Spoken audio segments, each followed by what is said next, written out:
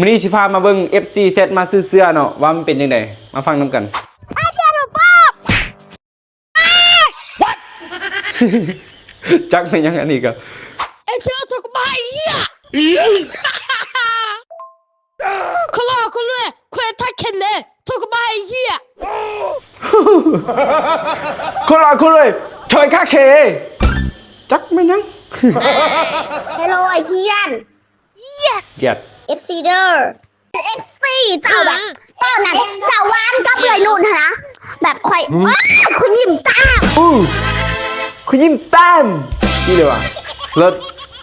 ไอเพียนเสื้อไอ้นี่โคตรคักเลยไอ้ดีไซน์โคตรเก๋แบบเนื้อผ้านุ่มเลยขอบใจหลายๆเด้อไอ้แบบเสื้องามเลยสติกเกอร์ไอ้แถมมาอันหนึ่งแถมสองไว้ขอโทษน้องมื้อนั้นเหลือแต่สติกเกอร์อันเดียวก็เลยแถมให้อันเดียวเนาะ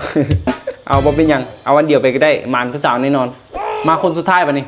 ไอเทียนตอนนี้น้องกำลังทอนเงินอยู่เดี๋ยวน้องฮอต1,900แล้วน้องสีมาซื้อสวยไอเด้อมันต้องแบบนี้มีความตั้งใจอยากได้เสื้อต้องทอนเงินมาซื้อบ่เป็นรักแล้วบ่ต้องแซดมันด่าเข้าใจบ่ต้องน้องแบบนี้เอาเป็นแบบอย่างเด้อทุกคนเด้อและเสื้อที่น้องโป๊กใส่เด็กน้อยเข้ามาเป็นทีเรียบร้อยแล้วนี่อันนี้คือใส่เด็กน้อยเนาะน้ำหนัก10 โลหา20 โลใส่ได้เด้อทุกคนเด้อสำหรับใส่ตัวนี้เนาะนี่เบิ่งมื้อนี้บุ้มนี่ก็คือโจรโอนบล็อกบล็อก